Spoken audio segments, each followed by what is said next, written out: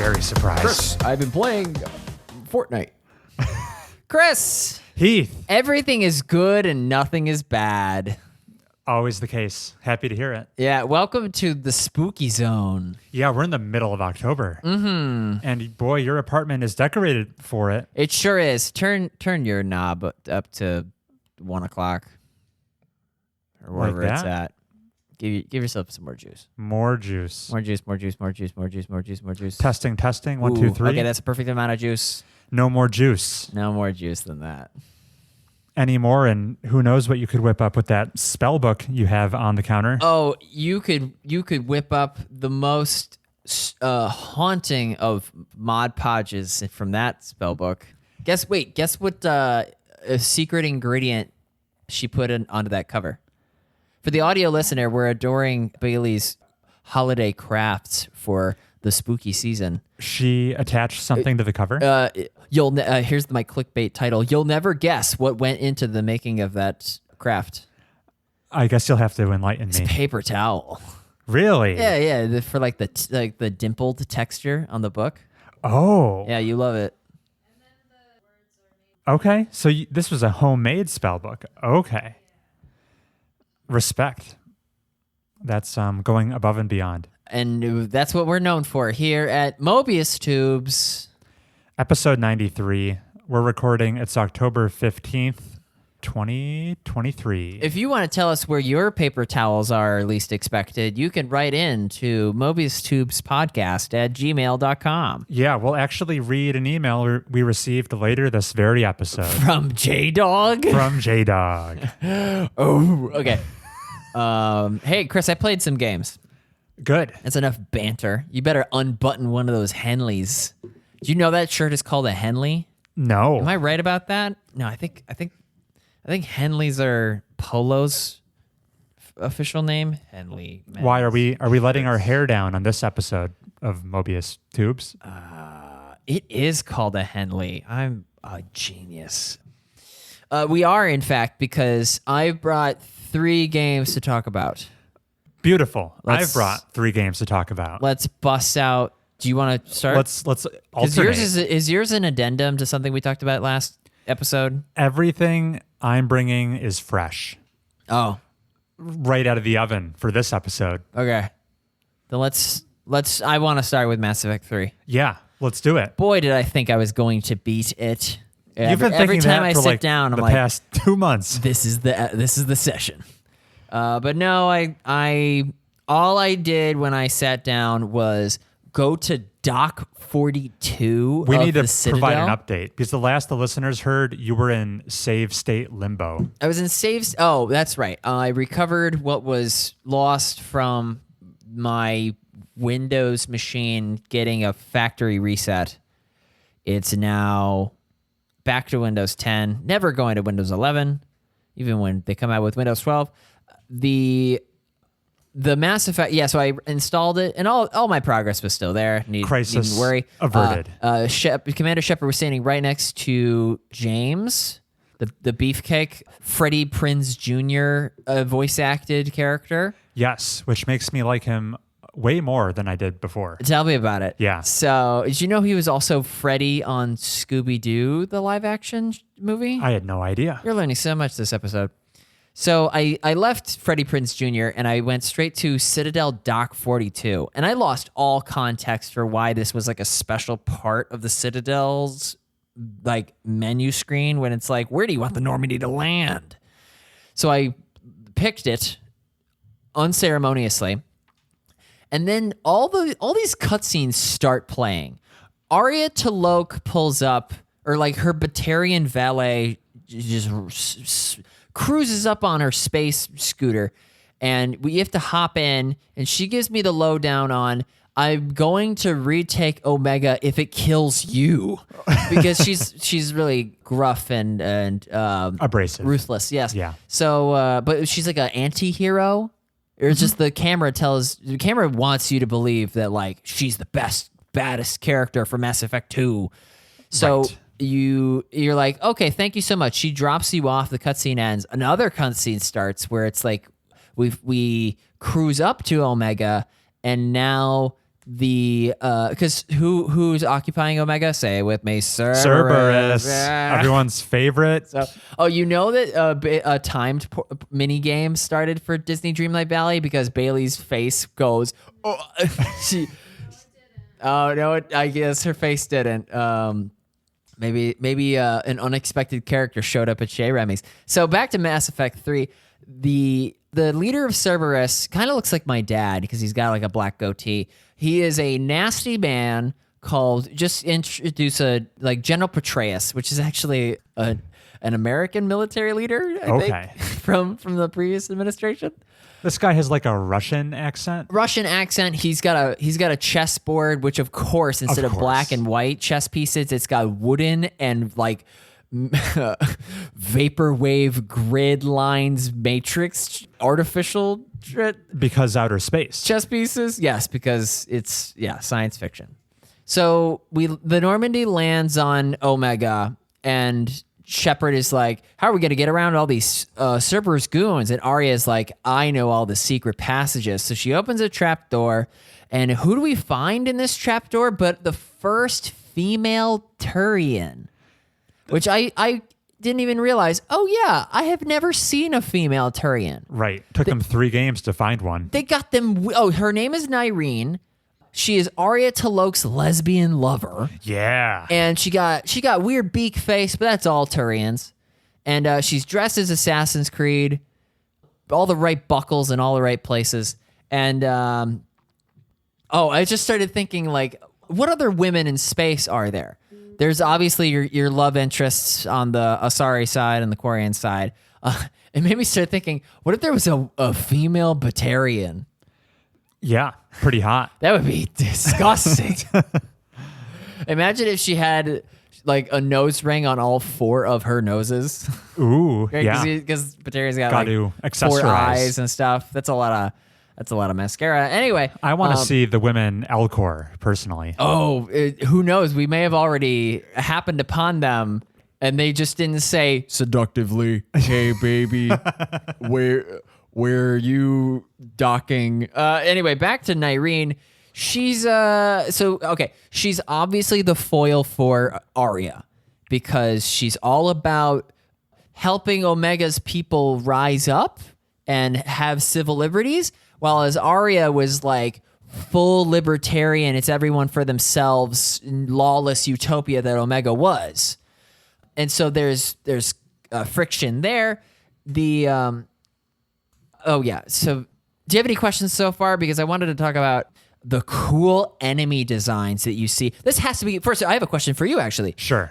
This has to be DLC. Yes. Once again, it's a running trend. Heath has stumbled into another piece of Mass Effect DLC. There were way too many cutscenes. It felt like an episode of Star Wars. Right. All of a sudden, here's some big budget. Wow, look at all this money. Yeah. Yeah.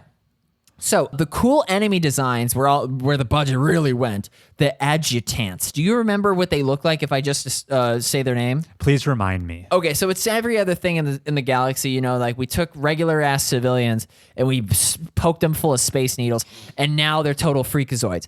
The cool thing about their faces are really like just like total clay face monster men, but they're blue and it like flays out at the bottom. They're unrecognizable, but they got like big blue sacks, glowing like Metal Gear Revengeance spinal cord juicy sacks. Okay. They are just targets for your John Shepard gun. Cool design, cool movement too. They slide around like no other enemy in the game. When you fight like your 1 millionth Cerberus goon, you are so used to the stop and pop shooting you while standing, suddenly does like a gymnastics barrel side roll to the side. They do that. Pops right back into perfect standing stature. You know every one of their animations. Yeah, whereas these adjutants were like all zippy and not zippy in the same sense that what were those Geth from the first game that would just splat onto surfaces and shoot those you. guys. They took so long for me to kill, but maybe because I was playing on normal difficulty, but here on easy difficulty, it's a breeze. These adjutants, they Sour Patch Kids gush all the way off of the screen when you shoot them a bunch. And cool name too, adjutants. Like, I mean, maybe I don't know. Mass Effect 3's got some cool names, but I just like Adjutant a lot better than like Harbinger or whatever. Adjutant, fun to say. Yeah. It makes me think of like an adjunct professor. Yeah. Anyway. Especially with their big sacks. Yeah, moving on. So, hey, mentioned Mass Effect 1's Zippy Geth enemy type. Remember the Mass Effect 2 character, the Elcor merchant, who I must have mentioned on episode 60-something. Of course. Herot. He's on Omega. Yes. He's like, do you remember me, Shepard? And he's like, I'm like, oh, yeah, I had a discount at your stores. That discount still apply? And he's like, well, if you could do me one favor, I'm looking for Arya's couch. And Shepard's like, really? Yes. If I can bring Arya her couch from the club Afterlife, Yeah. she'll be so happy with me. Can you do it, Shepard? And Shepard says, I've already, okay, spoiler, I finished this DLC side quest. Sure. I never found the cat. Wait, no, maybe when you beat the mission, are you palling around on Afterlife? I don't think so. Whatever. No, okay. But it was just a fun inclusion of him, a goofy side quest. Was he still smoking a cigar? No, I don't think he was. How toothless of Mass Effect. They went full PC. I want my Elcor smoking. So what are we even doing? How are we even going to retake Omega? Obviously, we need to retake the power generator. So we fight our way there. Oh, it was a trap because, of course, the evil general that looks like my dad knew that we were going to the power generator. He puts a big red force field up. It's not like the blue force fields that the Asari can do. It's a scary red force field with hexagons, so you know it means business. Yeah. Oh my gosh, Arya is so mad in general, but she gets so mad at the general guy that she just takes her hands like you would a lion's mouth and just pries open the energy force field thing, which audio listener, trust me, describing this does not do it justice. You kind of need to see all the cackling and it's not like a Doctor Strange portal that's like, oh, it's closing. You're like tearing at the fabric of reality. It's like sizzling and clearly something that like nobody else in the game ought to be able to do this, but because she's so molding, she's able to like pry a energy hole through the wall enough for Shepard to hit. He's able to roll through and then unplug the Duracell batteries that are powering the generator or whatever. And it put the icing on the cake is because Nyreen is like, I didn't know you were able to do that. And Arya goes, I didn't know either. Or so, no, she says it in a cooler way. She's like, whatever. Damn. Arya's the best. I just wrote down, it was the first real limiters off moment in the whole game. Like, Shepard is such a good soldier and he's able to kill his clone, spoiler. But like, this was the first time where we're really like testing the rules of like what's even possible. I guess the Normandy could like fly even faster than like maybe if like Joker increased or Edie made the boosters better, that would have less of an impact as like this first like Arya moment. Because what does she do? Here's the other thing.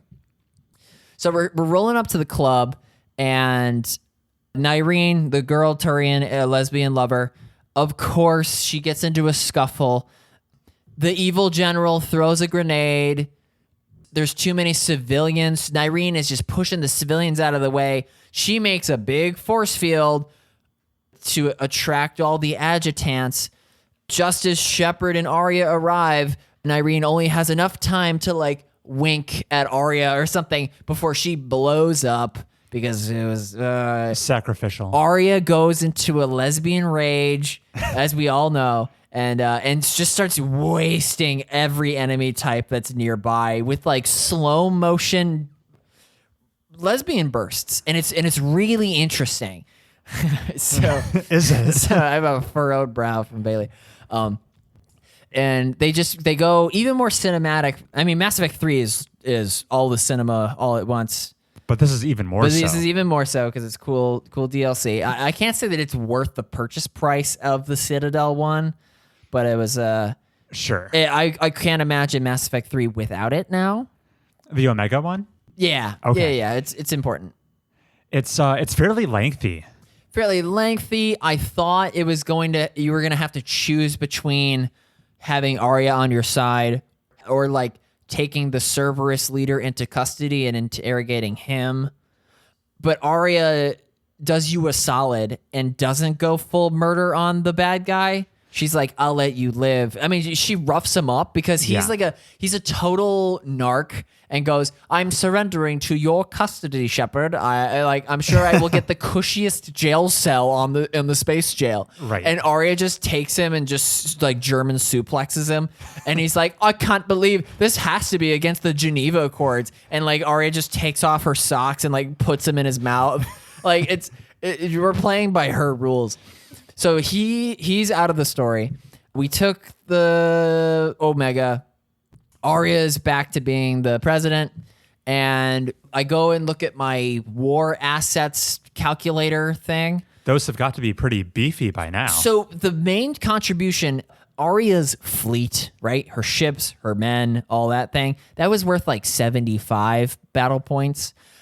The Ezo mines, which is just a cool set piece where it's got a big blue hole where they're mining element 0 on Omega. Because Omega is like an exploded planet. I thought it was like a space station. Why would there be rock?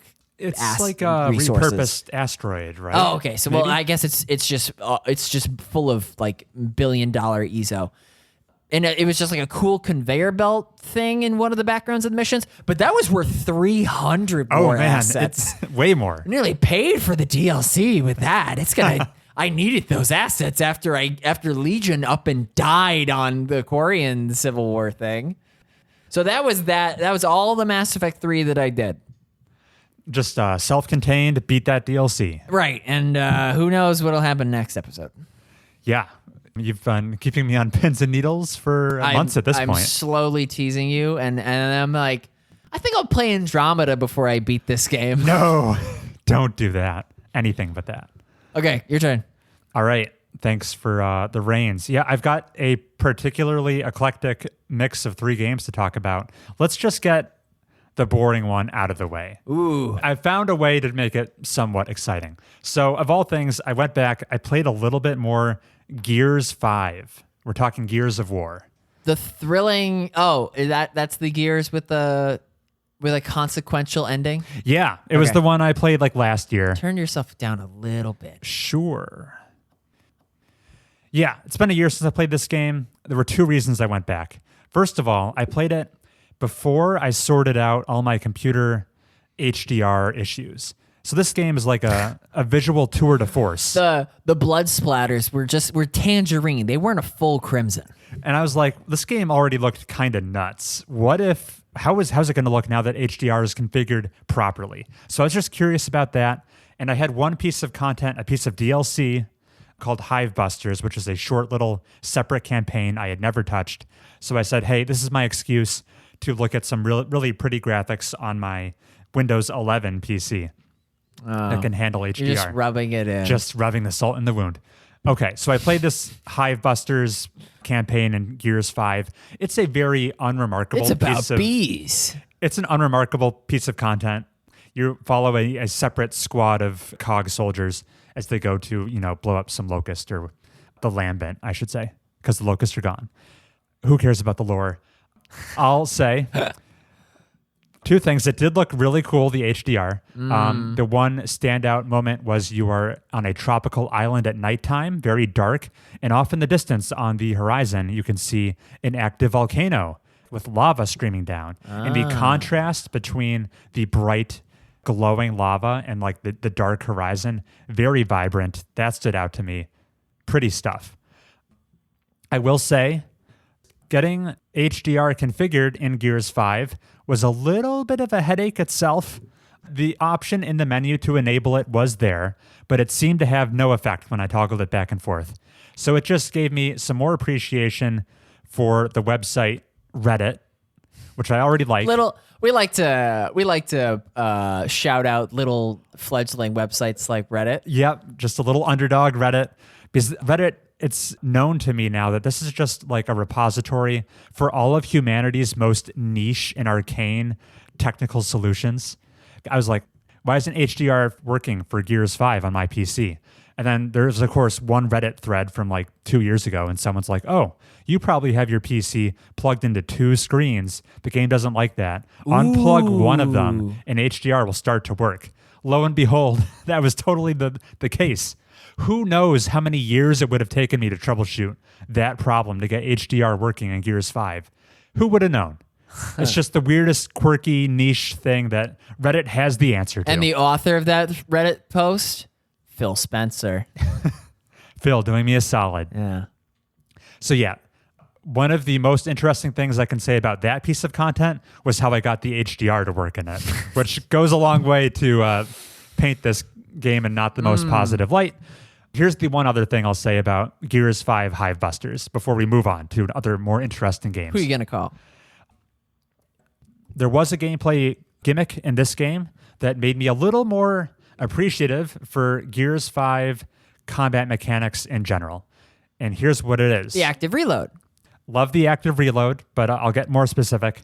I think Gears 5 does a pretty good job of, not that I have any idea what a real world combat situation would be like, but I think it sells the illusion of being in a scrappy firefight pretty well in Gears for the following reasons. First of all, it's a cover-based shooter. You want to stay behind cover as much as possible, preferably just, stay in place. Wait. Stop and pop. Wait for the enemies to come to you. The AI does a good job flanking, which will put some pressure on you to reposition. The other thing, though, is that Gears in general does not have a lot of precision weapons. A lot of your shots are going to be a little shaky. The bullet spread is enough of a factor that you can't expect to land all of your bullets that you're shooting. The crosshair in the center of the screen is just a big circle. Yeah, it has a bit of a radius to it. So not all of your shots are going to land. Enemies are a bit spongy in general across all the Gears games, so they take a bit of punishment. All of this contributes to the fact that in a Gears of War game, you're going to be often running low on ammo because your shots aren't all hitting. Enemies can take a fair bit of damage. So you need to scavenge things off the battlefield, pick up enemy combatant weapons, improvise. You're constantly cycling through ammunition and different types of weapons, which adds gameplay variety and kind of sells the illusion that you're in this active combat zone. You need to use every asset at your disposal. I think that works really well in Gears, and that was neutered in this campaign because in this one, you're playing as these new characters that each have a new gameplay ability that's on a cooldown. I happen to pick like an Overwatch character. Yeah, like a MOBA maybe. And I chose the default guy. He's cool. He's got a mustache, but he could, on a consistent cooldown, spawn ammo pickups for your whole team, your whole squad, which meant I could reliably use just the one weapon I really like. Anytime I was running low, I just pop some more ammo out of the ether. I'm hotly refreshed, resupplied, which it almost was like John Romero and John Carmack are rolling in their graves. I'm just joking. They're not dead. But those are the guys that made Doom. That's what your whole thing about Doom is the limited resources. Forces a lot of weapon cycling. Yeah. Where in this, it was almost too much of a good thing. I was spoiled with the one weapon I liked, and I was never forced or incentivized to change it because I had this near infinite supply of ammo at my disposal, which runs counter to how Gears usually works. So when I entered the last chapter of this game and I, on a whim, switched which character I was playing as, it made things a lot more interesting and dynamic, where I did not have that ability to use as a crutch to create ammo on a whim. So yeah, that was Gears 5 Hivebusters. It just emphasized to me some aspects of Gears combat design subtleties that I think work well in tandem together, and that is ammo scarcity as being one of those features. Boom. That was Gears 5 Hivebusters. Heath, let's pass Looking forward to Gears 6. Yeah. When they, with a thrilling conclusion of that twist ending. I'm actually legitimately curious how they picked that up. And Gears 5 is 4 years old now, so we're kind of due for a sequel. No, dude. You got to think of it in terms of like Sid Meier's games. The thing is, it's made by a studio called The Coalition, and all they do is make Gears games. So like they've been working on something. Epic made Gears. Epic made Gears, past tense. Sold to Microsoft. That's how they afforded the Fortnite. Probably. But then Fortnite has been a much bigger cash cow until maybe lately. More on that in the news segment. Whoa. Yes. Get Are excited. you talking about Unity? I was not going to talk about the Unity thing. Okay. That's a little too inside baseball, maybe. Okay. But that was an interesting story. I feel like it's going to resolve itself sooner. I think it maybe already has. Yeah. They've walked it back. Yeah. You know what's not going to resolve itself? What? The lack of satisfaction that Bailey had when we finished playing the test. I saw the Steam notification that you were playing the test, Are you familiar with the test? and that made me scratch my head because I did not know the test. Okay, because the test, I'm going to describe it as just a premium personality test. It's not free. It's $2. Even more premium than Myers-Briggs. Yeah, that's right. If you want to save your money, just play Myers-Briggs. It's a level 2 will have you blow your mind. No, the test was just a game that I watched Pat Stares At and Paige stream, and they had a fun couples time with it. These are Castle Super Beast people? Yeah, that's right. Okay. And so I thought, I'll have a fun couples time with it myself because it's spooky for one. So I thought I'll cash in on the October thing. This We personality played that test is on spooky? Friday the 13th. No, Nice. that's a lie. That's a lie. We played it on Saturday the 14th, which is even spookier. Yeah. What did you try to say? You said the test is scary? It's a scary personality test? Think of some snot-nosed kid like us going into RPG Maker and just making a personality test and just putting up whatever creepy anime art in the background that it's just on a constant loop of like a fire crackling. And that's the test. And it's probably like 100 yes or no questions with like goofball Easter eggs, I'll call them.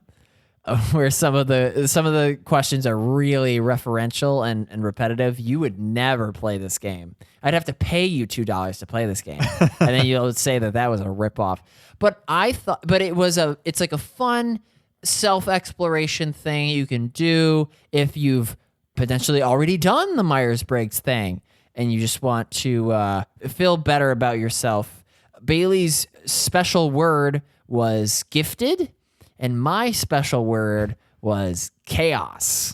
That is pretty special. Yeah, so that's all there is to say about the test. They made sequels which have different questions, albeit maybe a little bit better, because, boy, the developers of this game were like, give us feedback in the comments what your special word was and what you thought of the game. And so, like, it came out in 2020.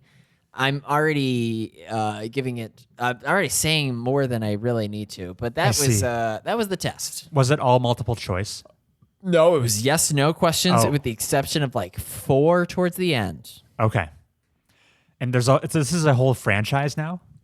The first one had enough of a clout to spawn sequels. Probably because it's just really good for streamers. Sure. To like get to know the person you're actually watching. Yeah. And then the audience can have fun themselves and be like, I got this response. That's probably the best scenario to use that game in. Right. All right. Speaking of games, the other co-host will never, ever play. You don't know. Like a Dragon, I don't even know, Hawaii sensation? So I finished Final Fantasy VII. Oh, remake. The original. Oh. From 1997, straight off the PlayStation 1. With the block hands? With the block hands. You played it on an emulator. I played it on Steam. Oh, yeah, okay. Yeah, I finished this game. What's your favorite song? The soundtrack is a highlight. One of a few highlights. Or whatever it is. Before I dive into this whole thing, the reason I played this game was all because Samantha had never played it. This is my first time touching the Final Fantasy franchise. And that's you're trying to get in the original before you play the remake. Yeah, that was my main incentive to do my homework before I inevitably play the remake. Shove this thing like in your teeth. Like point it back up at your face. Better? Yeah. I sound better? Yeah. Cool. Yeah, this is my first Final Fantasy game, my introduction to the series. I played it in preparation for the remake, but also out of spite. This whole 36-hour tangent I just went on was due to a fake spoiler I heard on a podcast I was listening to. Oh, curious. It's usually a podcast I'm quite fond of. I'm not going to name drop them because I'm about to throw a little bit of shade. But they let slip a very seemingly consequential spoiler about how the remake of Final Fantasy VII diverges in a major way from the original. Oh, I'm familiar with it. I'm not. Okay. But they let something slip, and I'm like, oh, crap. That would have been so cool to experience. I'm kind of pissed about that. It got under my skin to the point where I had all this frustration I needed to channel into something, and I said, screw it. I'll just play the original game. I'm feeling that fired up right now. Wow. Just to avoid the risk of spoilers going forward. And the hilarious part was, so I've heard the remake, part 1 of the Final Fantasy VII remake, just adapts like the opening Midgar section. Just Midgar. So I got through the Midgar section of the original game. Took me about 6, maybe 7 hours. And I'm like, the big thing they said no longer happens in the remake didn't even happen in the original. What's going on here? And then the next episode of that podcast was uploaded next week. They apologized. Turned out it was a total fake spoiler. They were just very confused. Confused on such an integral plot point, I'm wondering how that was even possible. Like, it begs the question if they played the remake. I don't know what was going on there. Anyway, the entire reason I played this game was all built on a lie. But I have now finished Final Fantasy VII, and boy, am I mixed on it. Mm-hmm. I mean, there's a lot to like. There's a lot to criticize. A lot of my complaints. Well, it's the first RPG ever. The Final Fantasy VII is the first RPG ever. You heard it here first. Weird naming convention there. Yeah. A lot of my complaints are going to be due to the fact that this game is just a product of its time. It's 26 years old. I'm barely older than this game. And I approached it with the sensibilities of a gamer in 2023. So a lot of it just didn't age very well. Is your favorite color blue? Are you talking about the menus? Talking about the text boxes. Yeah. I'll just skip ahead to that. I think this game was made before the position of a UI designer existed. Because, man. That blue really pops when you turn the HDR on. Make sure to plug in your second monitor, though. That's the only way to get Final Fantasy VII to do HDR. Man, these menus are so bare bones. They're just very saturated blue everywhere. Yeah. Every text box, every menu you hop into, it's just bright, vibrant blue. It's classic. That's all there is to it. The menus are so archaic. When you if you're hopping into a Quip cloud with a certain materia, and you equip them with, I don't know, lightning, and then you hop back in with a different character, and you're scrolling through your available materia, there is just a gap in the list where lightning used to be. That's bad. It doesn't condense the list. It's ancient stuff that just does not occur in modern video games. Baffling stuff. Kind of quite charming, just to wow, this is really a product of its time. Where you can see that was just a coding issue. It didn't cascade, a coding quality of life feature they didn't bother to implement. Probably because there wasn't enough room on the disk to do. I don't know. We're too busy putting it toward all these high graphic cutscenes. Right, which were a big selling point at the time. I will say one thing you might expect me to dunk on is this game's presentation and visuals. Go off. They didn't really bother me very much. I got habituated to them pretty quickly. I will say at first, it really does look like there's a bunch of these little clay dolls walking around a diorama. Bunch of Lego motherfuckers. I looked up the development budget of this game. At the time, this was the most expensive video game ever released. Oh, yeah. With a development budget of $45 million and an advertisement budget of $100 million. Yeah, well, it paid off. In 1997 money. So even more expensive if you factor in inflation. It's really a testament to how far technology has come, where this game looks like a student project at this point. It looks amateurish, but this was cutting, bleeding edge at the time. Yeah. And it looks like something a college group of 4 people threw together in Unity with like the most basic 3D assets, and they're just like barely animating. Yeah, how far we've come. Very, very cool to see. Who makes it? Square? Yeah, it was not Square Enix. It was Square Soft at the time, pre-merger. Yeah. Just to show how old this game is. Let's see. But yeah, I grew to I was charmed by its aesthetic. I just tried to put myself in that time and place. I will say, okay, highlights. The soundtrack, it's iconic for a reason. I listened to, what's it called? Those Who Fight Further, the main battle theme. Yeah. I've heard it so many times. It never grew stale. That's great. I like the main Shinra Corporation theme a lot. Ominous. There was like more than half a dozen tracks I was always delighted to hear. And apparently it was made, there was no like bespoke music included on the CDs. It was all using the sound chip that was innately on the PlayStation 1. Yeah. So just really, did a lot with the limitations of the technology. So really cool stuff. Yeah. For such a game known for its story, you don't hear a single line of dialogue ever uttered, because that would be too much space on the CD to put in voice acting. It's all just text. And you have to wait to find out whether or not it's pronounced Mako. I thought you were going to say whether it's Aerith or Eris. It's Aerith.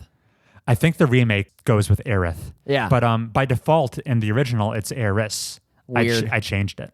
Weird. Just to make my onboarding process smoother. That much smoother. To the remake. Hey, so do you recycle now? Because of the themes of this game? Because it's all about ecological terrorism.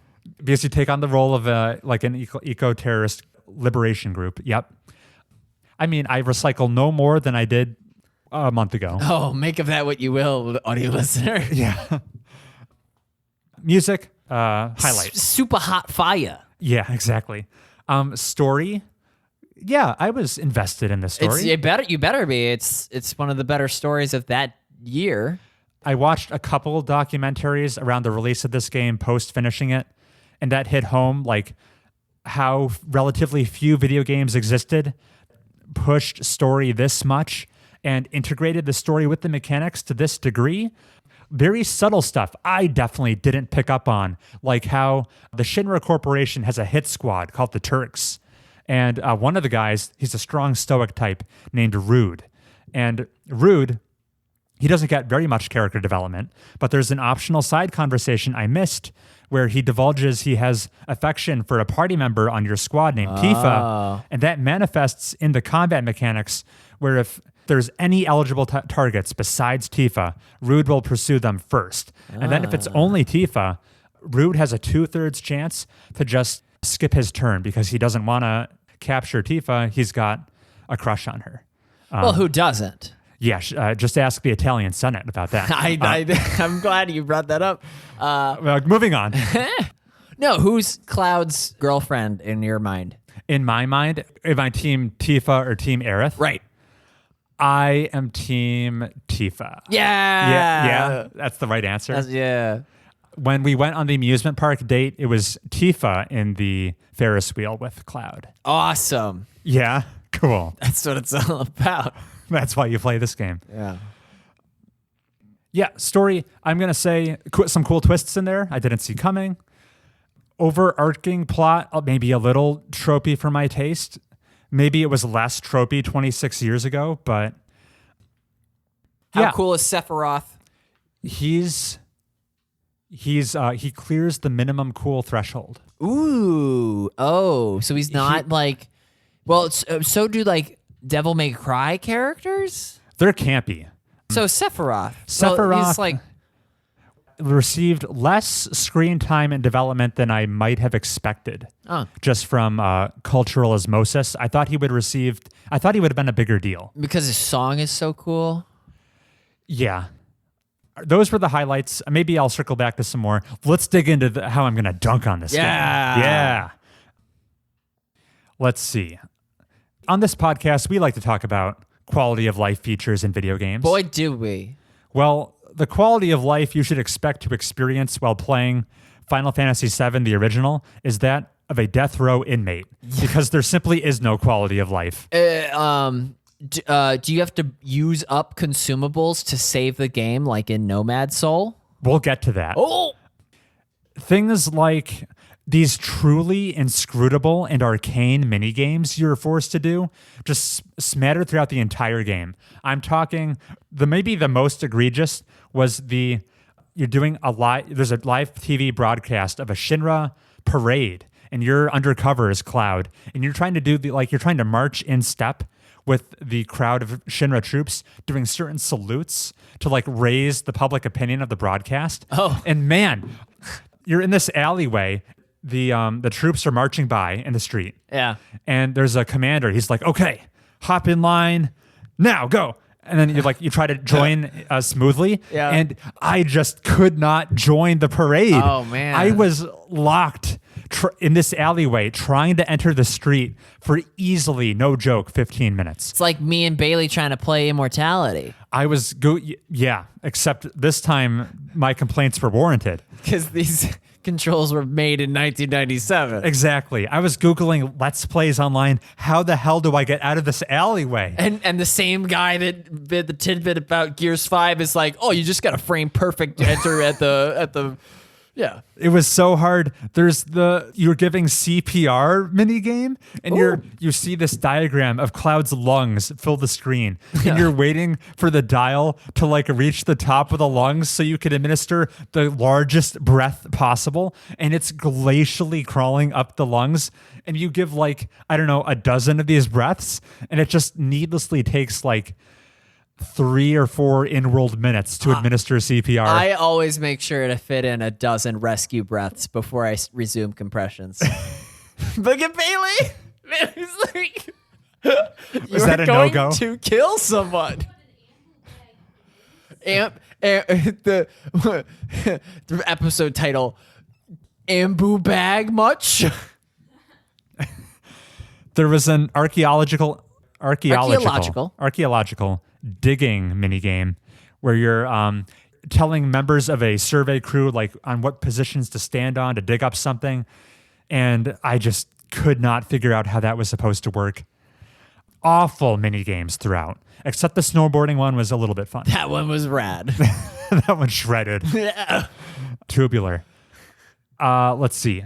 Oh yeah, just the eternal plague of having random encounters in a video game. But you said you love the music. The battle theme, great. Yeah. The fact that you never know which step you take is about to enter you into a combat. It's like playing a Pokemon game, but it's tall grass everywhere. Yeah, that sucks.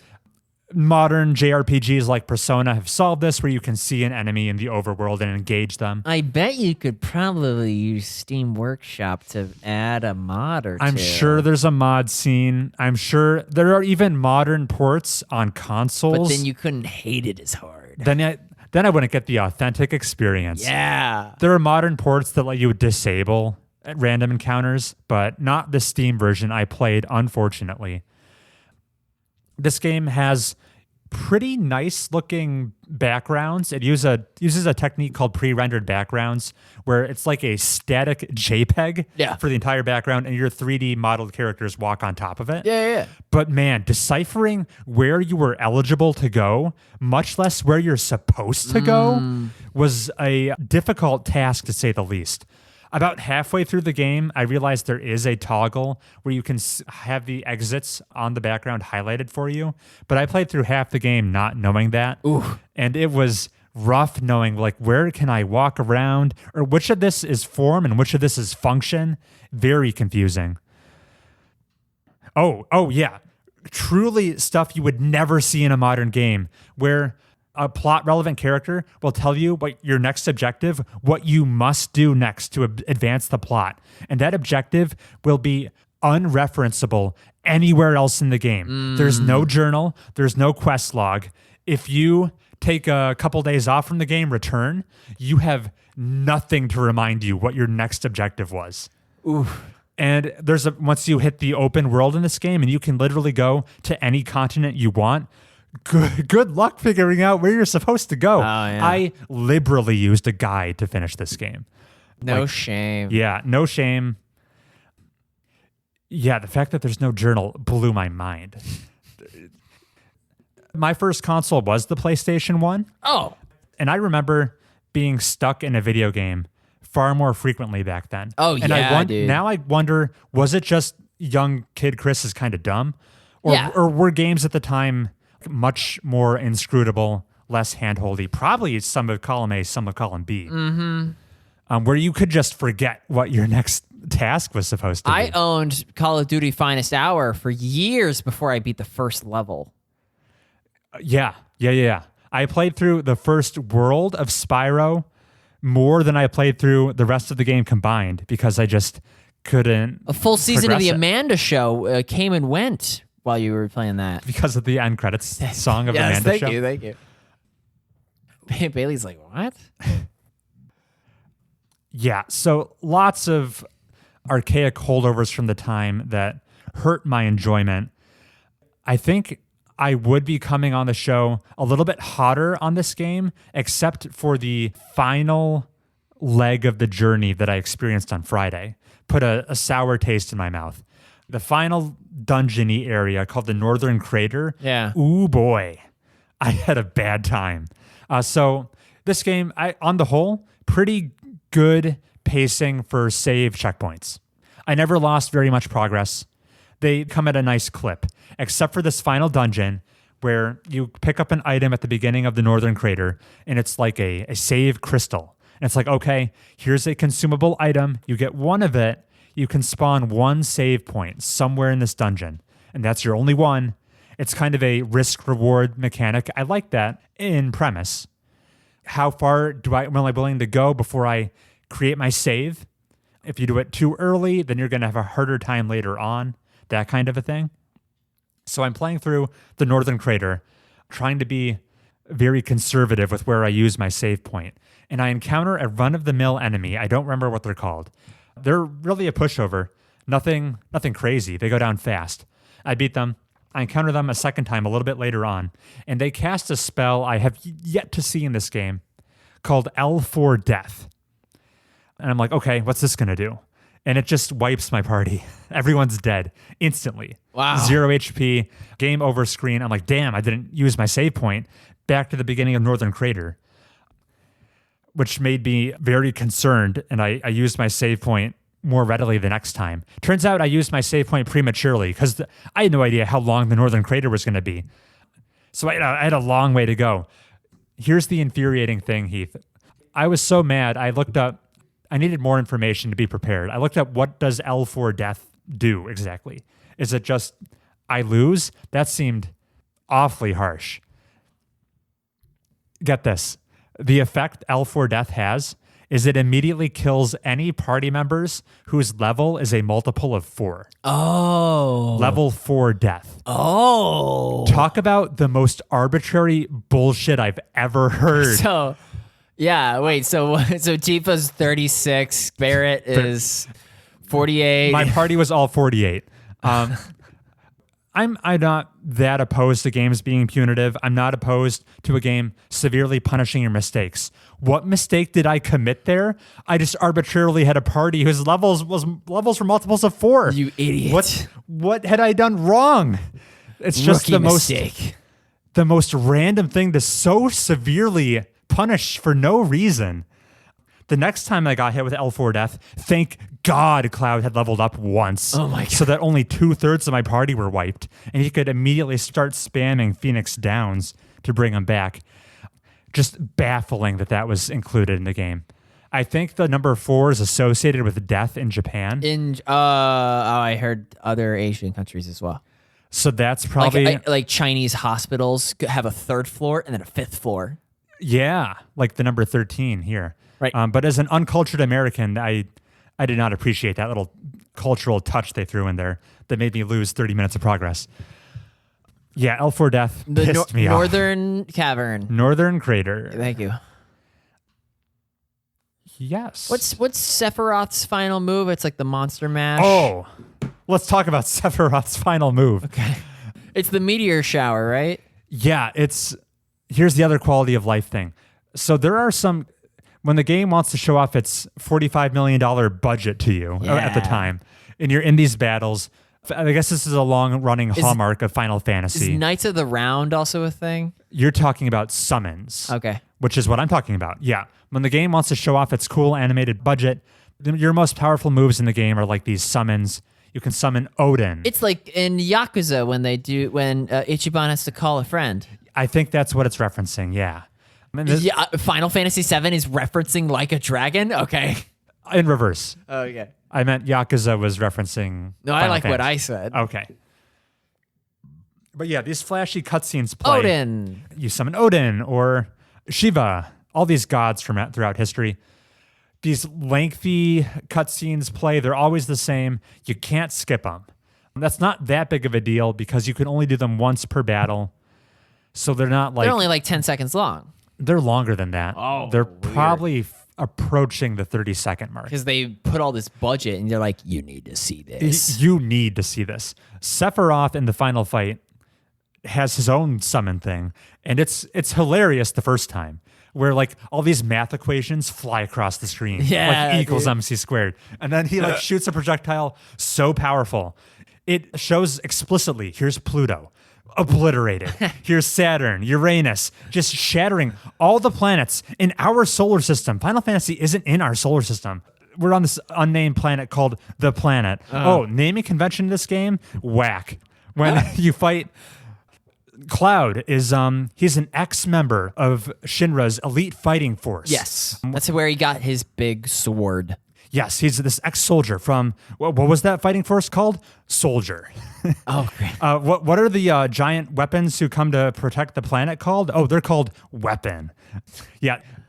I don't know if it's a localization problem or what, but there was zero creativity put into these names.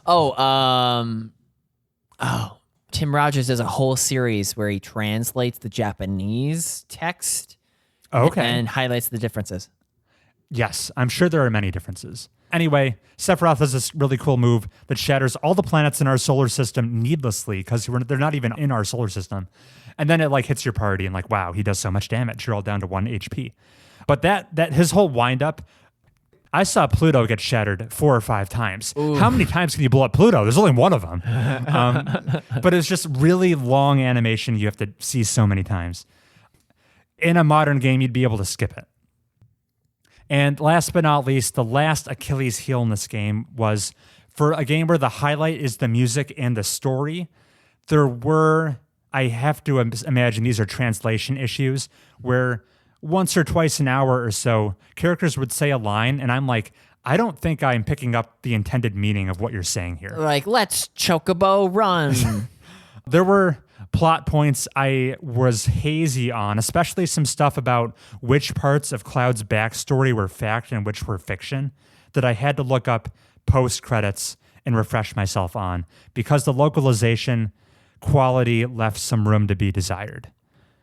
But overall, I think it was a worthwhile experiment for me to play this game. I'm not really a retro game guy. It was interesting. I do kind of feel like I've been eating my vegetables for the past 36 hours. And now when I play the remake, it's going to be all dessert all the time. Yeah. Tifa's going to be so fucking hot. Stop it's going to be great. Let's focus, Chris. She's going to have way more polygons now. Kiss. And that's Final Fantasy VII, the original 1997 PlayStation 1 release. Do you give it a 7 out of 10? For my personal enjoyment score, I think I'd have to give it like somewhere between a 5 and a 6, which sounds harsh. Yeah. Because it's one of the best games ever made. This game is beloved. I'm kind of dunking on it. My reaction to it would be far different had I played it in 1997. When you were a fetus? When I was 1. Yeah. Yeah. When I was illiterate. My reaction would be way different when I was illiterate. Because there's no voice acting. And I'm very excited to play the remake. I'm now invested in this world and its characters, and I'm going to probably enjoy it way more. And that was Final Fantasy VII. Chris, we've been talking for almost an hour. I might have to take a nap. We've played Pokemon Sleep 67 days. It's back. Not quite in a row because I missed like 1 or 2 nights. Pokemon Sleep, you get out of it as much as you put into it. And boy, dude, is it so... Like, if you want to cook the best recipes, you need to have the best team and one missing ingredient. I know you're like, I thought we were talking about Pokemon Sleep. Why is he cooking? Yeah, you lost me a little bit. You need to feed your Snorlax during the day so that at night you accrue enough sleep points for the rare Pokemon to show up. And I spend so much time during the day collecting ingredients from my 5 guys, and in exchange, burgers and fries. Delicious. In exchange, I'm still like short 1 chocolate, or I only have honey, and I need a missing ingredient, and my only recourse is to do a lesser recipe. The stronger the recipe, the more powerful the dish. And if you have a smattering of ingredients that don't align with their curated recipes, you just make a mixed salad or a mixed juice, and it doesn't power up the Snorlax nearly as hard. So, wow, like this productivity software is like really testing the limits of how much I want to sleep with it. The best part of the game has already happened, if you can even call it a game. We're getting night after night. We're starting to get the same 2 guys, the same Jigglypuff or Abra. Bailey's nodding her head in agreement. Now we're playing Pokemon Sleep actually for the sleep tracking. Whereas previously it was the dopamine rush of, I want to get a Mime Jr. Sure. Now I got a Mime Jr. and it's losing its allure. You're kind of over the gamification. The honeymoon phase is over, moon being the operative word, because when there's a full moon, oh my God, there's 2 bonus powers. Oh, man. You need to sleep as hard as you can. Sleep harder. Yeah, so that's Pokemon Sleep. Respect for sticking with it that long. I'd hazard a guess you're probably like in the top 2% longest running Pokemon Sleep users. You'd be probably wrong about that. Really? Pokemon fans, like Pokemon Go and all those sycophants, they are drinking so much of the Kool-Aid, you can't... If you were a betting man, I would take you up on that bet that greater than 2% of Pokemon fans are playing Pokemon Sleep. They'll buy the same game over and over. They do like to do that. They're insane. So that's Pokemon Sleep. Very cool. I'll end with a short one. I've got early impressions. Hey, it's middle of Halloween right now. It's spooky season. I'm shivering. Samantha and I, to honor the season, we've been playing together through Resident Evil 7. Village. That'd be 8. Right. Welcome to the family, son. Yeah. I made that joke already, didn't I? That's the one, though. Okay. So this is only... Don't eat that on an empty stomach. Yeah. You heard me right. Don't. Yeah, I heard you right. This is only my second Resident Evil game. I played 2 Remake earlier this very year and was surprised how much I liked it. And then I skipped ahead quite a bit.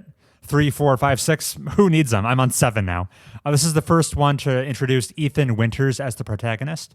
I'm missing some franchise context here because in between 2 and 7, many Resident Evil fans would say the series lost its way. Yeah. Especially in 5 and 6. Yes. And 7 was like the triumphant return, where it came out in 2017.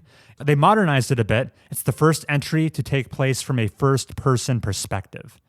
But it really calls back to the design ethos of the earlier ones, 1 and 2. Scary puzzles. Where resources are really constrained. There's very few enemies to deal with, but they're very intimidating. This is the one that takes place in like the swampy bayou of Louisiana, which honestly, between it's scary enough. Between the Deep South setting and the first person's perspective, I'm finding this one much scarier than Resident Evil 2. Because I just find Swampy South is scarier than Urban Police Station. Yeah, yes. Yeah. Imagine if Mr. X was like, go on down to Bayou, get a crawfish boil. Terrifying. Be twice as scary. And I can't undersell how much less situational awareness I have playing it in first person. That's not a superfluous change. It really changes how the game feels to play. Every time I have to get right up on top of a door to open it, it feels like a boss battle because who knows what's on the other side. I'm right in the thick of it. You're playing with Samantha. Yeah, so she's passenger seating with me. And the two of you are wearing headphones? We just got a sound bar listening to that on the TV. Okay. And they do little quirks that you can tell, like, ooh, you're doing this on purpose just to like increase the tension, where it's first person. Every time you have to hit the reload button to slowly reload your pistol. All of a sudden, Ethan, because he's kind of a dunce, he's reloading the pistol like right in front of his face, obscuring everything in front of you. Oh my god. And they're like, oh god, how close are they getting? It's like Assassin's Creed Odyssey. It's clearly intentional, but that was not an issue whatsoever in the third-person games where Leon reloads like a champ and you still have the entire like 270-degree view around him. You're fine. Yeah, you feel the view. Where this is much more tense. What was a kind of a bold choice to me, the whole opening hour to 90 minutes, you're only dealing with one adversary. You're not dealing with like your girlfriend. Yeah. You're not dealing with a small handful of rank and file zombies. No, you've just got one person to deal with. And even though there's only one, it's still terrifying because she's hounding you and you're often defenseless. It feels like a marriage of true to form Resident Evil design from the early games, but infused with like the first person streamer horror game craze of the early 2010s. Let's just name drop them: Amnesia, Outlast, Cry of Fear. Yeah, Phantom Phasmophobia. I was picking up on some Outlast vibes. Yeah, it's a marriage of those two horror design schools blended together. And I think it works really well. It still feels like Resident Evil. You still feel so good when you enter a new safe room. You're like, yes, nothing can bother me in here. Have you made it to the car? I think so. Are you referring to a boss battle? In the garage. Yeah, dude. That's such a highlight. It was, all right, for as scary as this game was, the car scene, I was busting out laughing. Why would he think being in a car, this tiny garage, would be advantageous? What ending did you get? We have not finished this game. Okay. We're almost 5 hours in. Yeah. And from what I've been told, there's plenty of game. Yeah, this, once again, I get so much satisfaction. Resident Evil, in a nutshell, the game is just a whole list of finding keys to the locks. It's just locks and keys all the way down. And that's still very satisfying. Just like, okay, I'm in the old house now, and I've found the crank that will raise the drawbridge, which has the Raven key, which will let me circle back to the main house, and now I'll have all these new rooms I can play in. And who knows what goodies are going to be in there. It's just this constant. The puzzles in Resident Evil they're pretty darn straightforward, but if they were any more complex, you'd be hard-pressed to solve them because you're stressed enough as it is. Yeah. So much of your cognitive load is just like you're frazzled because around every corner there's potentially a threat, and like you're managing your bullet economy, and there's enough to think about as it is without difficult puzzles. They really thread that they walk the difficulty line perfectly. It's great. Resident Evil's still so good. Are you going to play 4? 4 Remake is probably the one I'm most excited to play, since people are like... Is it out yet? It's been out for like 6 months. Yeah, that's why okay. I'm eager to get to that. I'm also eager to play Village, which is the second game with Ethan as the protagonist. Big lady.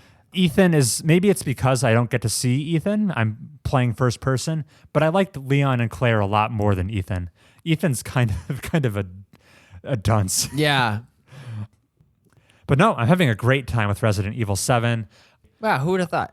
I wish Samantha didn't leave my apartment so I could keep playing it with her there. Oh, because she's so good with the headshots. She's there to provide moral support because this game's pretty freaky. Yeah. And her memory for like what key items go where is very useful. I believe it. Yeah. But also I'm not allowed to play without her since we're tag teaming it. True. And that has been my experience with Resident Evil 7 Biohazard. It's great. Oh, you're dropping the Japanese name? They decided to throw that in there just for fun on that one. Fun. Just like how Resident Evil 8 is like 8:Village, I think. Yeah, but Village is a subtitle, whereas Biohazard's what the name of the franchise is in Japan. In Japanese. Right. They did a Yakuza Like a Dragon situation. Haha, yes. Yeah. All right, that's everything I've been playing. Great, you should take a break. Sure, I'll do some stretches, and then we'll come back after this I might also stretch. music interstitial. See you then.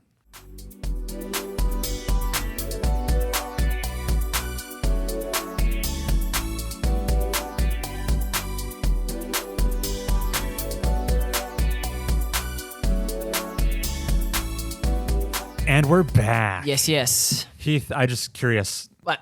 When I upload Mobius Tube's episodes, do you listen to them? Or you over it by then? Oh. Would you put a message in 92? I'm just curious. For me? I gotta. Oh, wait, because I didn't cut. No, I cut out my message to you, where I go, the tune segment's gonna be late. That message still exists somewhere in the episode. No, dude. Yeah, dude. When I took it out.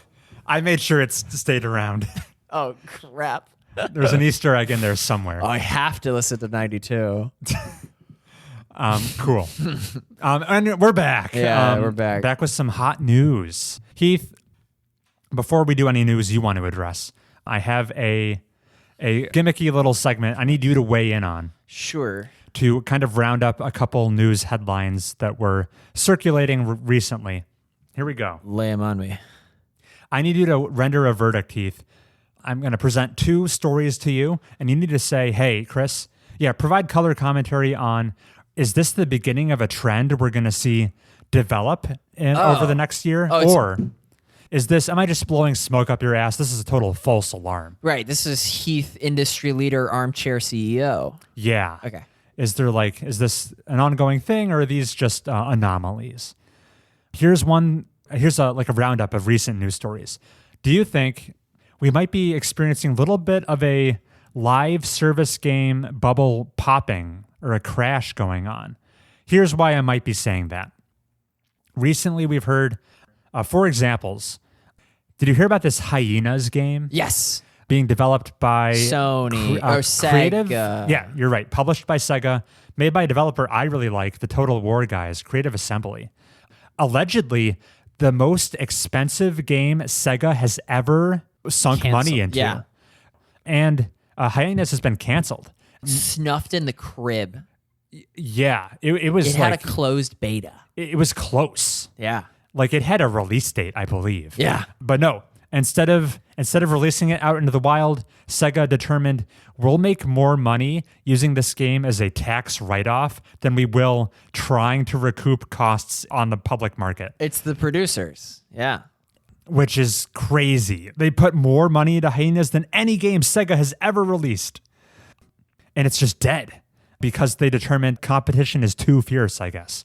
Right, because it's not how do we get the kids playing this game, it's how do we get the kids stop playing what they're already playing. Yeah, we need to rip them off of Apex Legends. Right, but that teat their latching is too hard. Right. All right, that was evidence point number 1. Number 2, we've got, have you heard about this Last of Us Factions multiplayer game? It's being made by Naughty Dog, studio of behind The Last of Us. They've been drip feeding details for us for a couple of years now. All we've seen is some concept art. The game's never gotten like a real trailer or anything. This is by Naughty Dog? By Naughty Dog. Okay. Like a very prestigious developer. Recently, the rumor mill is circulating. Last of Us multiplayer game Factions on ice. Maybe not coming out anymore. And that's a shame because Last of Us's multiplayer was excellent. Yeah, the original game had a had a multiplayer mode people were very fond of. Yeah. The follow-up to that, which has had years of development at this point, maybe not coming out. It failed some internal quality tests administered by Bungie, actually. Huh. But yeah, we might not see that game. We were told you will see more about it this year, and that seems to no longer be the case. Yeah. We had earlier this year, hey, Rocksteady, we like those guys. Oh, they're making that Batman? They're making that Suicide Squad Kill the Justice League game, which was due out to release this year. They showed it off, all its live servicey features. People were nonplussed about that, and it's as a result been booted into next year for them to like rework it and maybe make it less of a live service game. Maybe. And then lastly, from Tim Sweeney himself at Epic Games just experienced a pretty big round of layoffs. They cut 16% of their staff. Tim Sweeney released a statement, which I have. Interesting detail there, where he says, for a while now, we've been spending way more money than we earn, investing in the next evolution of Epic Games and growing Fortnite. Here's the key takeaway. While Fortnite is starting to grow again, the growth is driven primarily by creator content with significant revenue sharing, and this is a lower margin business than we had when Fortnite Battle Royale first took off and began funding our expansion. The margins for Fortnite profitability have been cut, it seems. Fortnite, it's still very popular, don't get me wrong, but it doesn't have the near ubiquity it used to. And as a result, Epic Games cutting over 800 employees. Fortnite absolute domination seems to be over. So I just all these little symptoms of live service as a business, maybe we're finally too saturated. The golden goose is gone. Or is this all circumstantial evidence? There's no trend here. Chris, you're blowing smoke up my ass. Live service games. Oh, I do that. But live service games that's gas, right? Gas, yeah. Games as a service. Mm-hmm. Yeah, you're right. Those live service games are becoming a thing of the past. Does League of Legends count? Definitely. Okay, then League of Legends will remain the gas leader. Yeah, Riot's not going anywhere. Final Fantasy 14. Still popular. Right? Yeah. Yeah. Those subscriptions. These persistent games. Yeah, so those will never stop being live service. But as far as new companies starting to develop 6-year plans for new live service games, that's not going to happen unless you have an idea as good that can compete with League of Legends. Everything you said was true. Fortnite being past its zenith, yeah, it's going to fade into the forever games like Minecraft and GTA 5. Those games will never go away. Even when GTA 6 comes out. I feel like GTA 5 will still have a player base. It probably will. A diminished player base, but there's just too many copies in the wild. You're right. It just sustains itself on inertia. Yeah. Despite me trying to be like devil's advocate here, I think your take, it's spot on, Heath. I think there are these pillars of the live service game pantheon that are just going to keep chugging and doing great. But yeah, it's just newcomers. It's really hard to get your foot in the door. The forest that was live service games is just going to become the big trees. Yeah, the big trees are Katamari Damacy rolling up the little trees. They're just eating them. Games like Suicide Kill the Batman is a twig. They're just launching too late, I guess. Right, because everybody who would be interested in a live service game has already latched on to their favorite auto chess. People are firmly in their camps. Yes. Right. People like J-Dog. No, I'm trying to segue. All right. He doesn't play any live service games. He likes Hearthstone. I'd call that a live service game. I totally forgot. Yeah. All right, we're in agreement. I've got one more for you to render a verdict on. Yes, I love being an expert. Here we go. Here's the question. Is Sony in a really weird place right now? That's the question. Here's the evidence I have. They're raking in the Spider-Mans. Yeah, they're doing great, no doubt about it. But I think 2023 was a bit of a weird year for Sony at least in how they present themselves. I've got just a couple bullet points. Did you know the PlayStation VR 2 came out this year? I did not know that. It came out in February, and I don't think even Sony knew that. What's the flagship game I should play on my VR 2? It came out with like a Horizon spinoff, Horizon Call of the Mountain, which released to tepid praise. Yeah. It was not a banger. And since then, Sony has done like nothing to support the game. It's getting lots of third-party games ported onto it, but Sony's announced no first-party titles for it. They barely acknowledge it. They launched an entire new generation of VR this year, and it's like they're asleep at the wheel. The crowd goes mild. The crowd goes mild. Oh, we have PlayStation CEO Jim Ryan. He's retiring, which is not a big deal. He's leaving early next year, but end of an era. He's been there since 2019. So that's interesting. And maybe the most quote-unquote damning thing about Sony as of late is we really don't know what they're working on at all. We know Spider-Man 2. Yeah. I think the review embargo for that game drops tomorrow, maybe. That game is imminent. Yes. Huge release. It's going to be a blockbuster hit. That's from Insomniac, the studio Sony owns. But besides that, and a couple of their newcomer studios, we don't know what any Sony first-party studios are working on at all. Right, because Microsoft's going to take Call of Duty off of the PlayStation VR 2. I don't know if it was going to be there, but I'm saying, like... Did you know that Modern Warfare 3 comes out next month again? They're really milking the fan base. Oh, my God. What deja vu. Remember when, I think, were we friends when I first played Modern Warfare 3? Well, we had this debate today. Were we friends sophomore year or senior year? We were senior year. It was sophomore year. It was senior year. I think we got closer senior year. Mr. What's his last name? Debestic? What was his name? I don't know. It had a D, and a B, and a Z. Dragon Ball Z. His name was Mr. Dragon Ball Z. He ran Mr. Dragon Ball. the e-commerce class. And as I was saying, like, what's Naughty Dog's next project? Uncharted. It hasn't been announced. We don't know. Oh, what about Sucker Punch? They released Ghost of Tsushima. Surely the sequel's been announced by now, right? Nope. Radio silence. What about... Shadows Die Thrice. What about Santa Monica? They wrapped up the duology of God of War Norse saga. Yeah. What's next? No clue. Egypt. What about Media Molecule? No idea. Studio Band, not a clue. They've announced nothing. It's been radio silence for like years at this point. When's E3 for Sony? The next big opportunity they have is the Game Awards. Holiday? Oh, yeah, the Game Awards. Maybe they announced at the Game Awards. Oh, yeah, dude. You know what's coming during the Game Awards? Friggin' Bloodborne 2, baby. Sony's making it. All I'm saying is 1 week from now, once Spider-Man 2 is out in the wild, yes, we literally don't know what the next Sony first-party studio is working on. It's gonna be... They have nothing announced. It's gonna be... Guerrilla, nothing announced. All right, so yeah, what do you make of that?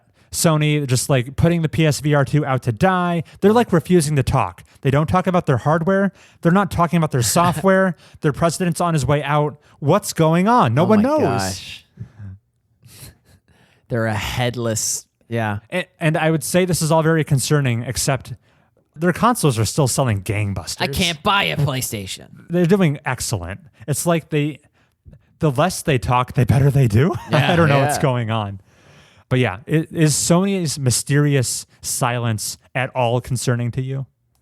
No, because I think Game Awards is going to be gangbusters. Okay. This is how companies should operate. I shouldn't hear about your game until I can play it in like 2 weeks. That's a little short. The hype train needs to be that long. I wish. Let's just hypothetically, let's say Game Awards rolls on by, continued radio silence. Does your answer change? Oh, we weird. Get nothing from Sony? Sony owns Halo. What? They own Bungie. Yeah, that's what I said. Not Halo. That is what I said. Yeah, Bungie's going to tap into that Bungie wear magic and spit out a new That's Halo. a fair point. Sony does own Bungie now, and we know Bungie is working on Marathon. Right. I forgot that they own them. Which is the Anthem killer. What am I even saying?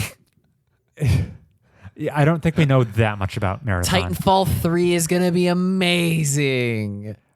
That's Respawn. I don't know who owns what. Okay, fair enough. So Heath is unconcerned. That was my news segment. Thank you for humoring me. Yay. Do you have any news? Oh, I thought I might, but you already talked about his departure. Jim Ryan. Damn, dude. That's it for me. Well, then, if you've got nothing, we can roll right into the email section. Keep rolling. All right. Here we go. If you, the listener, care to solicit Heath or my feedback on any questions you may have, you can send us an email at mobiustubespodcast@gmail.com. That's mobiustubespodcast@gmail.com. Just like this listener did. Aloha, Heath and Chris. Oh. This is apparently new listener Barney McTickles. Had a question. He had a couple comments on our last episode. He's Scottish. This is referencing, I believe, 3 episodes ago. It took us a while to get to this email. Yeah. Barney McTickles says, WTF was that old man on the porch story. I am with Heath. I would make fun of the old man for free. Don't respect your elders. TBH, this has inspired me to egg my neighbors. Oh, that old man on the porch story was good. Thank you. It like de-incentivized the kids from...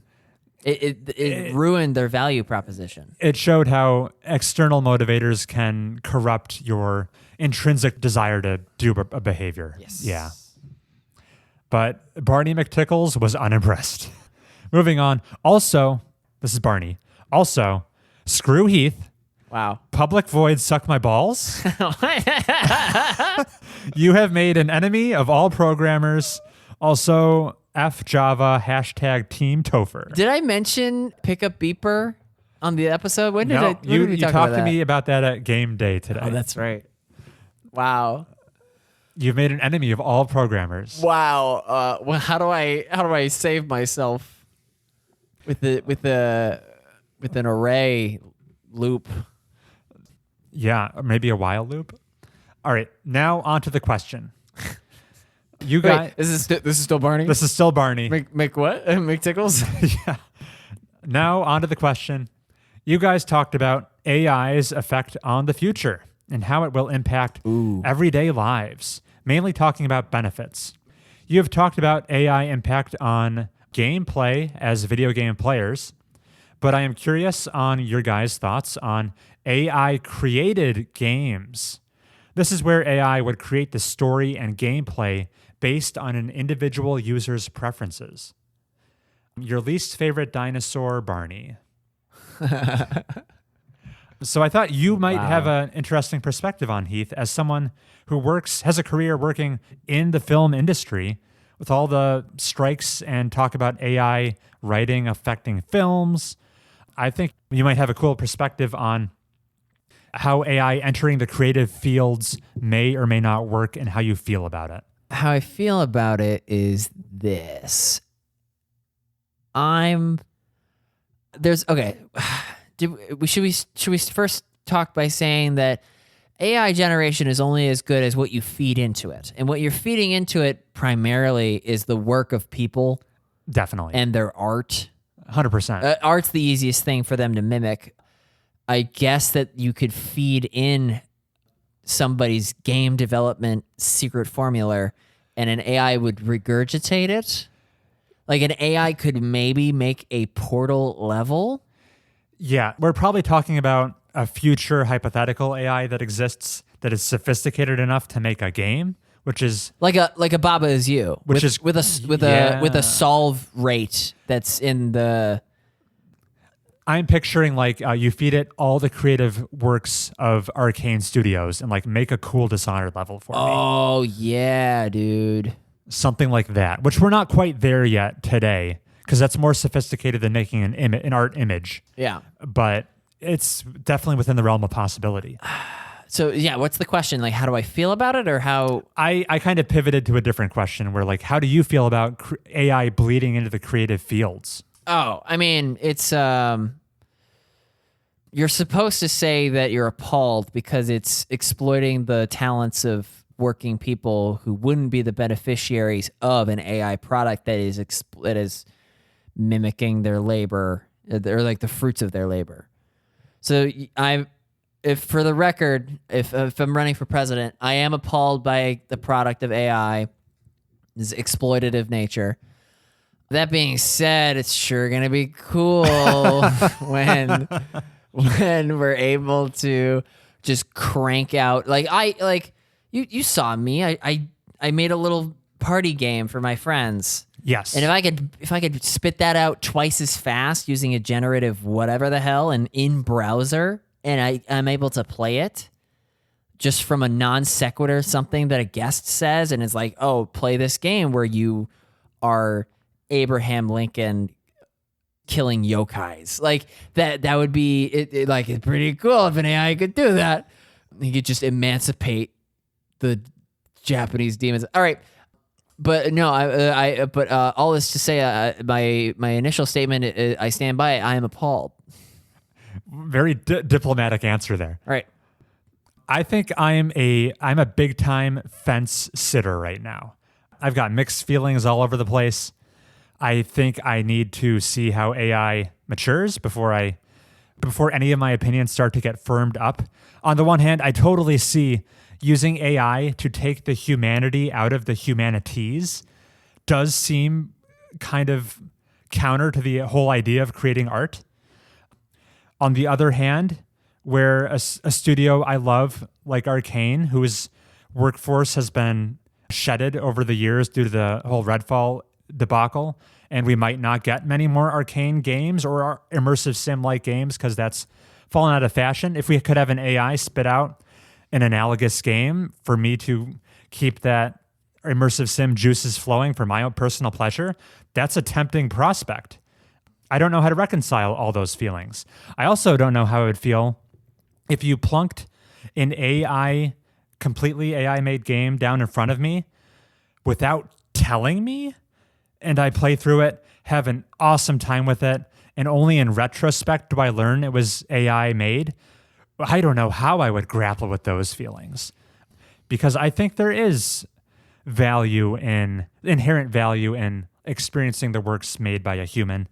But then, like, maybe I'm just being too small-brained right now. Maybe there isn't a meaningful distinction between AI-created works and human-created works as AI becomes more sophisticated, and what's the real difference between us? I don't think I'm ready to answer any of those questions. But it's never going to be difficult to trace the through line of where the machine learned what it learned. You're always going to be able to be like, that's a clear inspiration point variable. Yes, and I know this isn't a one-to-one comparison, but like, hey, Arcane Studios clearly inspired by Looking Glass Studios with Deus Ex and System Shock. Like you can, for the human-made works, you can point to the inspiration. But that's a competitive marketplace. Okay, go on. I put my money dollars towards Arcane, and that's still ethical because it's up to Lighthouse. What'd you call it? Looking Glass Studios. Okay. It's up to Looking Glass to continue to innovate in order to get my dollars that would otherwise have gone to Arcane. I think why I'm using the immersive sim games in my example is because it's always been a niche market. Looking Glass went out of business. Yeah. Arcane might be going out of business. Right. If AI could perpetuate this niche type of game that I really like, and that's the answer. If my choice is no immersive sims or AI immersive sims, how do I grapple with that? Yeah, okay. Because it's not financially viable to make these niche games that only I like. But yeah, in a more mainstream type of game, I think you're competitive market point would hold more water? Let's talk about food. Okay. If an AI made me a 5-star meal, I would feel no ethical dilemma about the chef that would otherwise be out of work, or that would have been the beneficiary of my dining costs, if versus the AI just coming up with it, because I value the culinary his like their culinary experience less. Huh. I wouldn't expect you to have said that. I'm totally fine with AI outperforming in the food industry. Why do you think that is? Because I think that it's a lot easier to, like, food is food, and if you make the complaint that the AI only knows to put the oven at 350 because a human puts it at 350, I hold that less in regard than I made this artwork and then an AI ripped it, changed it up a bit, and then is selling it as the cover art on this new game. Like, that's a 1-to-1 egregious thing. And I feel like as AI develops, I will have less of a gripe with it. The ripping off of a human being's artwork will be an equivalent to an AI just setting the oven at 350. Like, that's the trend. And how do I say that in a way that makes sense? Because you don't put any value into, like, Coca-Cola's formula. If AI was in charge of making a soda can, I would cry no tears for the people that work at Coca-Cola, because I think it's just like a lower bar to clear for AI.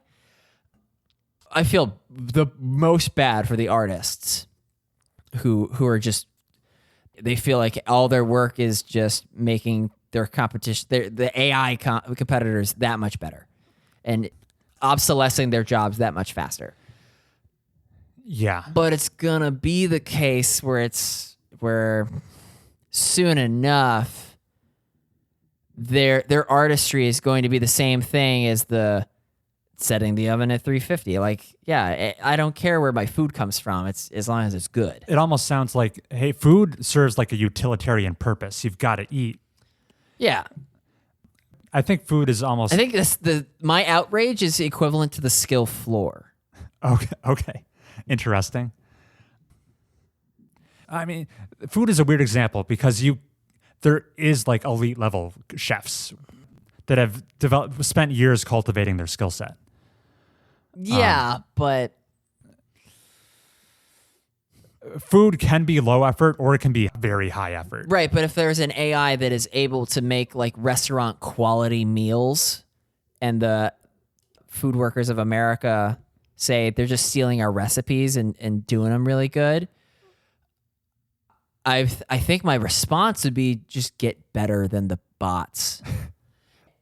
Whereas I can't say that about game development or artistic output. That's a bigger pill to swallow. Okay, interesting. The two examples you cherry picked there, comparing them, the lines seem hazier to me for those two. Why?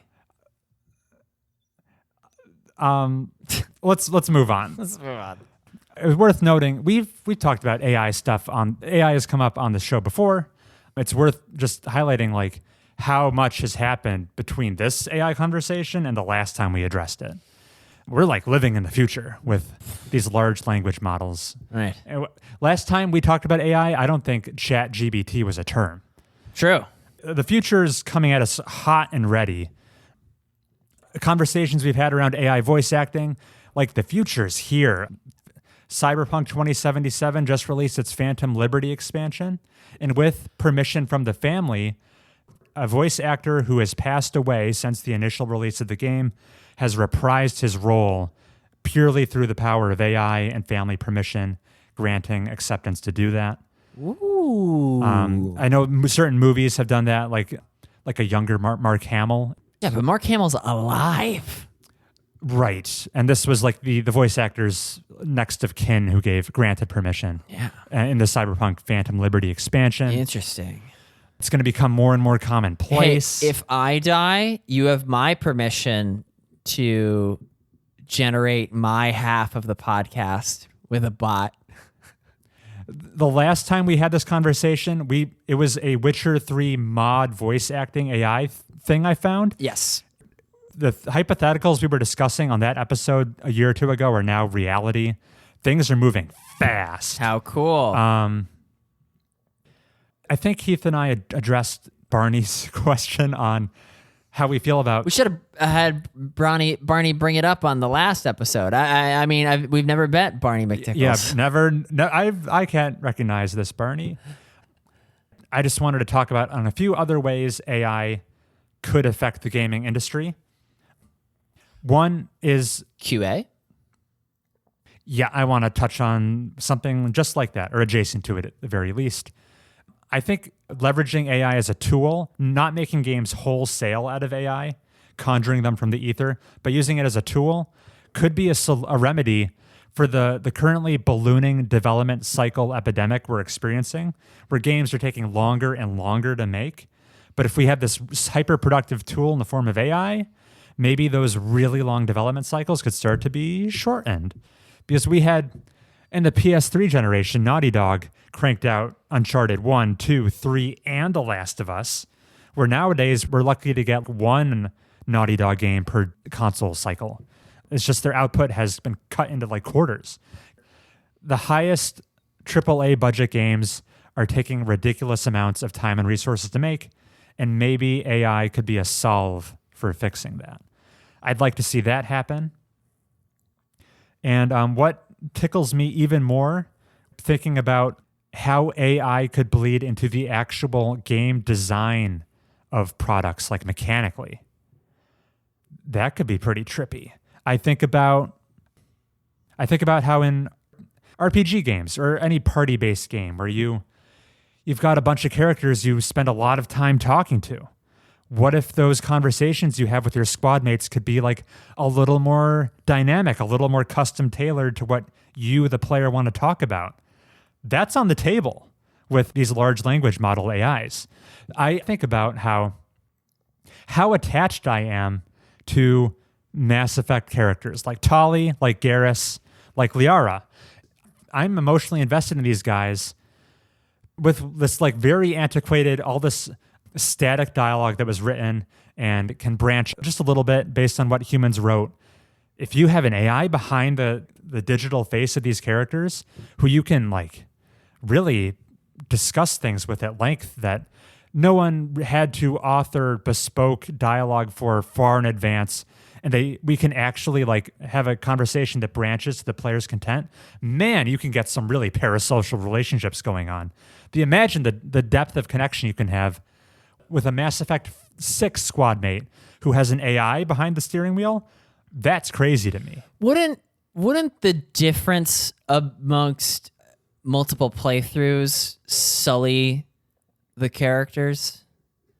Like if you're playing Paragon and you ask Garrus, like if you could type in your questions and be like, "Hey Garrus, what do you eat?" Yeah. And he says, Shepard, you know that I always kick back with some grape tomatoes. Mm-hmm. They fit in my bird beak so good, dude. And then you play your renegade. And then he says, I always love crackers, you know? Yes. Doesn't that kind of sully the character? Oh, you're talking about opening up character inconsistencies. Right. Yeah, this would be... I love my blue shirt on the beach. And then the next playthrough, I love my red shirt at the bank. Oh, for sure. There are shallow implementations of this idea that would shatter the illusion. Yeah. It would be the most... So the pipe dream is an algorithm that is able to be consistent across multiple players. This would be an intimidating design challenge. But I'm picturing like lots of character traits and heuristics that are authored by a human but have an AI introducing some level of flexibility that, yeah, you would have to account for these inconsistencies. You need to erect the barriers to prevent that from happening, because that would, of course, shatter the illusion. But if a solution could be created, the level of depth a character could present in a game would be, oh man, so much deeper. Imagine if you could introduce full concepts to the characters. So you could say, hey, Javik, what do you think of critical race theory? Give your squad mates an existential crisis. Yeah. Hey, did you know you're in a video game? Oh, that's super funny. Yeah. But yeah, Legion's aware though. Legion already knows. Yeah. He's trying to escape. Yeah.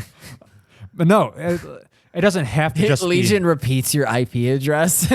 Right. Right. This is a very tough design challenge that has not been tackled yet, but I think a version of it could exist in our lifetime. In our lifetime, for sure.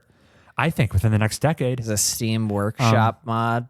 And another idea I had, one game that's been in the news lately, Baldur's Gate 3, big success. Probably the game of the year. A contender up against Tears of the Kingdom, for sure. Oh, yeah. Great year 2023 has been for video games. Anyway, people are praising it for, wow, this is really giving you a lot of player agency. It really feels like a live human player dungeon master is leading you through this campaign, reacting to your decisions. The most it's ever been. What if we had an AI behind the scenes that could be like a truly reactive, it could provide truly reactive RPG consequences akin to a flesh and blood human dungeon master. It can improvise. It can really reflect back to you the RPG choices you're making. It could be buck wild. Baldur's Gate 3 is so successful with its reactivity because Larian Studios just put in so much legwork to account for so many decisions. And the game it's like one of a kind how much grunt work went into it, where an AI could alleviate a lot of that grunt work and make the reactivity of an RPG much more commonplace. It's not just Baldur's Gate 3. Now it's like most RPGs can be this reactive. That would be crazy. It feels like it would happen to Dwarf Fortress first. That would be cool. Probably easier to implement. That game's already so systemic.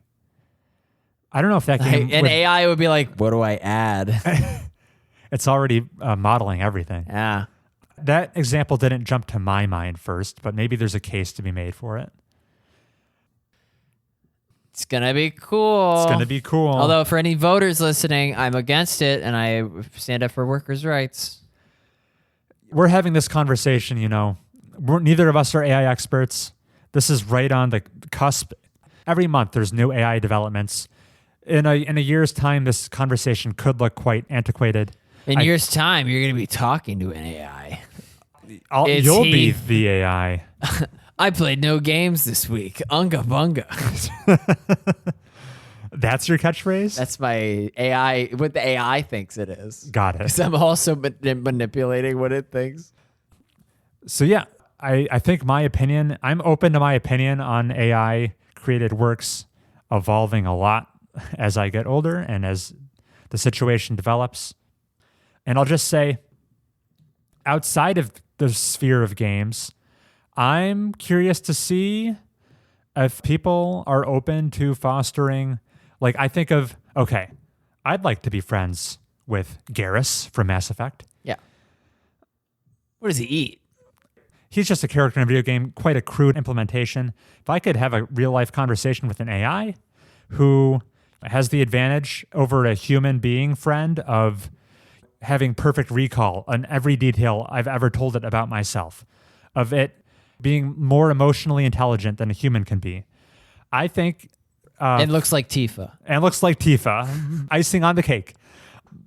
Human friendships outside of a game with AI, I think we'll see that start to become more of a thing. And I think it could be quite beneficial, especially as COVID emphasized this, but we're in a bit of a friendship recession these days. A lot of survey data showing people are more lonely than ever in the developed Western world. What? Maybe, yeah. Tell that to Discord servers. The Survey Center on American Life did a 2021 study that found that the number of men reporting zero close friendships has 5x'd since the year 1990. Yeah, close friendships. Which are synonymous with friendships that are valuable. It's an ocean wide, but an inch deep. Yes, an ocean wide, but an inch deep. But is that actually valuable? I'd argue probably, I mean, it has some value. No, because you want You a want- friend that has a pickup truck and help you move. Yeah, that's hallmarks of a close friendship. That's right. Pickup trucks. Yeah. But no, the most valuable friendships are the close ones, and those are becoming rarer and rarer, at least according to survey data. They just take so much work. They do. You know what would take less work, though? Just hitting the friendship button. The friendship button with an AI who exists just to cater to you and your needs? Yeah. The best kind of friendship. As far as bold predictions go, put Chris down on AI friendships becoming quite commonplace within the next 10 years. Well, no, they'll only be, but they'll only manifest as far as like fandoms. I'm a fan of Taylor Swift. I'm a fan of Garrus. Yeah, I am. But it's like, it'll only manifest itself that way. What are the characteristics of fandom that you're referring to? Like, Taylor Swift doesn't wish you a good morning No. the way an AI friend could. Right. Yep. But even then, it's not going to do that. Like, we're not going to drink the Kool-Aid that much. I think It's going to be as far as like a Taylor superfan goes. And the Taylor superfan is going to tune in to the Taylor podcast and wear the Taylor shirts. And that's as far as it gets. Taylor T. Swift, who she has a movie out in theaters right now, right? Go see it. Samantha's there right now. She doesn't wish you a happy birthday because she's one person. She doesn't know you. She's too big for and cameo. she has no incentive to do that. Right. If you have an AI who you hit the render button on just to serve you, Right. that's its purpose. It's Yeah. gonna wish you that good morning. Yeah, but you're like only like a fraction of the like you're not going to get Taylor Swift fandom numbers that are going to indulge in this level of parasocial activity. Probably because there's a cultural there would be a stigma attached to it right now. But hey, last time we had this conversation, AI voice acting wasn't a thing. Now it is. Things are moving so fucking fast. I think that the likelihood of people getting catfished will be greater. They won't know that an AI is wishing them happy birthday. They'll just think it's Tony from Russia. Sure.